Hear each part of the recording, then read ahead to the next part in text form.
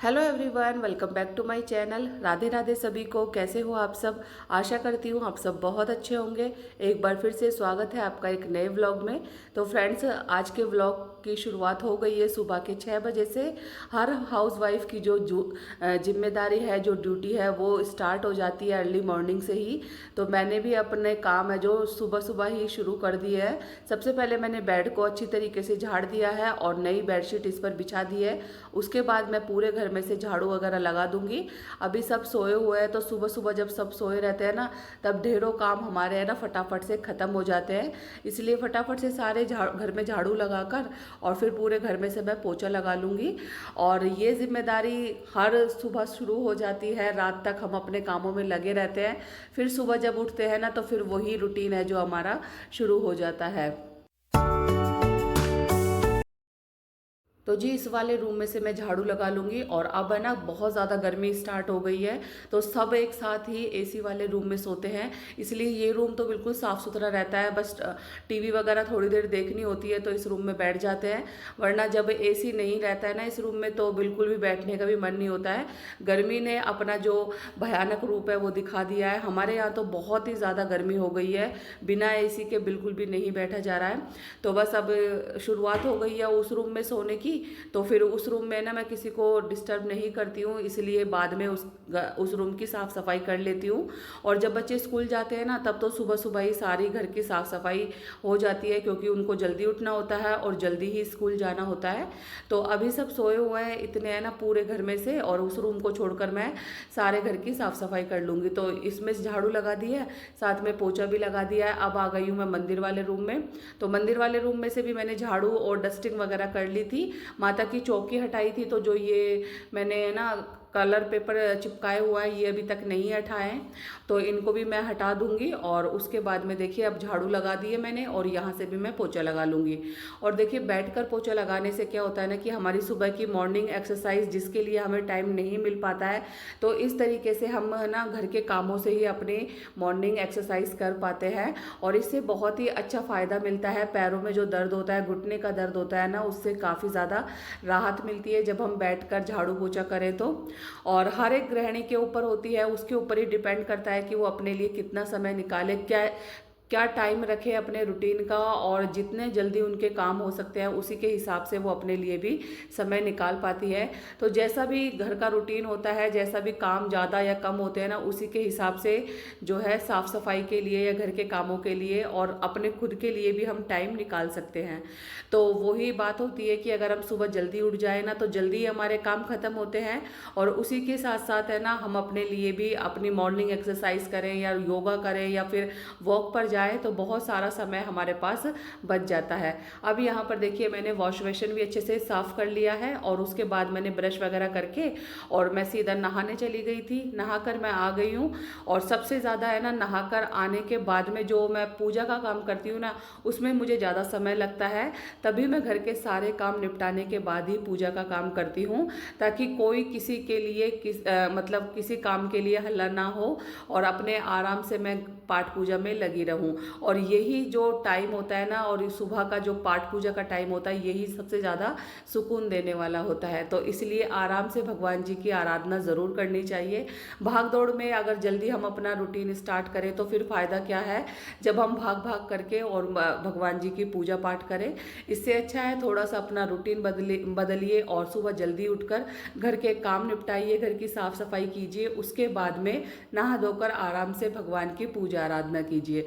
तो यहाँ पर सबसे पहले तो देखिए मैंने मंदिर को साफ़ कर लिया है। रोज़ मैं जो मंदिर में है ना गुलाब के फूल चढ़ाती हूँ ना, तो वो फूल है ना गर्मी से सूख जाते हैं, तो पहले उनको हटाती हूँ और फिर उसके बाद मंदिर की साफ़ सफाई करती हूँ। फिर कान्हा जी का स्नान कराती हूँ और उनका सुंदर सा जो है श्रृंगार करती हूँ। और इसी में है ना मुझे इतना टाइम लग जाता है, क्योंकि मैं आराम से है जो भगवान जी का ध्यान करते हुए, पूजा पाठ करते हुए, उनका स्नान श्रृंगार करते हुए अपना समय सुबह का इनके साथ व्यतीत करती हूँ। तो यहाँ पर आप लोग भी भगवान जी के दर्शन कर लीजिए। जोत आरती मैंने कर ली है, दीपक जला दिया है और आरती भी मैंने कर ली है। तो देखिए मंदिर बहुत अच्छे से क्लीन हो गया है। तो सुबह सुबह मंदिर को क्लीन करना, मंदिर के जो बर्तन है उनको साफ करना, नहा धोकर ये सारे काम भी निपटाती हूँ। उसके बाद देखिए जो है गुलाब के फूल हैं तो वो मैं पूरे सारे भगवान जियों को अर्पण कर दूंगी। और फूल चढ़ाते ही ना पूरे मंदिर में अलग सी रौनक सी आ जाती है। जब होते हैं तो चढ़ा देती हूँ, नहीं होते तो कोई इतना ज़रूरी भी नहीं है। भगवान तो भाव के भूखे होते हैं, तो बस अपने भाव से ही मैं रोज़ है जो इतना समय लगाकर जो भगवान जी की पूजा करती हूँ। और उसके बाद में आ गई हूँ अब सीधा किचन में। किचन की क्लीनिंग करने के बाद, गैस वगैरह अच्छी तरीके से साफ़ करने के बाद अब मैं फटाफट से चाय बनने के लिए रख दूँगी। चाय का ऑर्डर जैसे ही हस्बैंड उठ जाते हैं वैसे ही चाय की फरमाइश शुरू हो जाती है।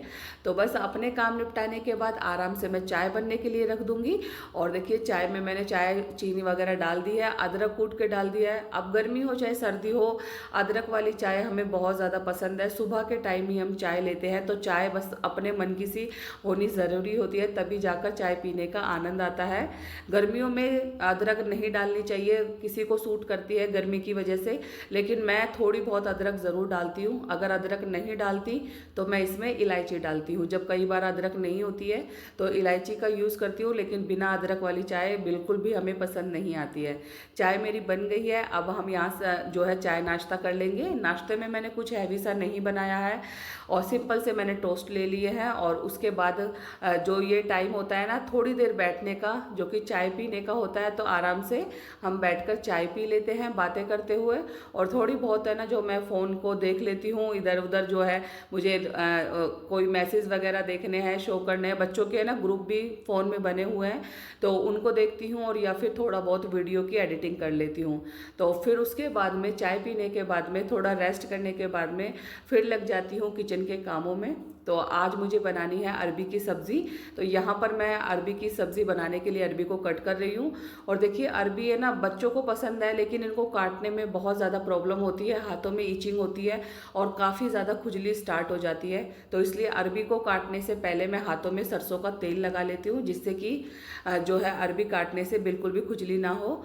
और अरबी काटने के बाद में इसको मैं बनने के लिए रख रही हूँ। तो सिंपल सी अरबी बनाते हैं हम, प्याज लहसुन और टमाटर वगैरह किसी का भी यूज़ नहीं करती हूँ। बस तेल गर्म हो जाता है, उसमें अजवाइन डाल दिए। अजवाइन डालने के बाद में इसमें मैं अरबी डाल दूँगी और सारे मसाले बेसिक होते हैं जो, वो सारे इसमें ऐड कर दूँगी। मिर्च, धनिया पाउडर, हल्दी पाउडर, नमक, ये सारे मसाले डालकर अच्छी तरीके से मसाले को है जो भून लूँगी।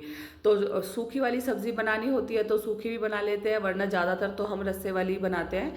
तो बस अब मसाले को अच्छे से भूनने के बाद में इसमें अपनी ज़रूरत के अनुसार मैं इसमें पानी ऐड कर दूँगी। तो ये रस्से वाली जो है अरबी की सब्ज़ी फटाफट से तैयार हो जाएगी। और इसमें है ना लास्ट में जब सब्ज़ी बन जाएगी तो इसमें एक नींबू मैं निचोड़ दूँगी। तो सब्ज़ी मेरी तैयार है, आटा लगा के रख दिया है। और यहाँ पर देखिए मेरा बेटा आपको दिखा रहा है कि गर्मियों की जो तैयारी शुरू हो गई है।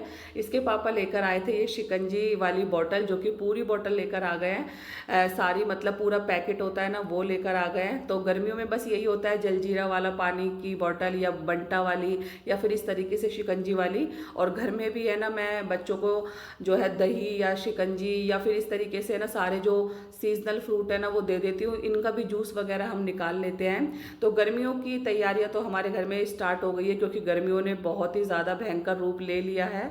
तो इस वजह से ये सारी चीज़ें लिक्विड की होनी ज़रूरी है। यहाँ पर बातें करते हुए मैं है ना जो वाटरमेलन भी काट रही हूँ। और देखिए नया नया मतलब सीज़न का पहला वाटरमेलन आया, जिसको टेस्ट करके मैं बता रही हूँ कि अच्छा है, मीठा है।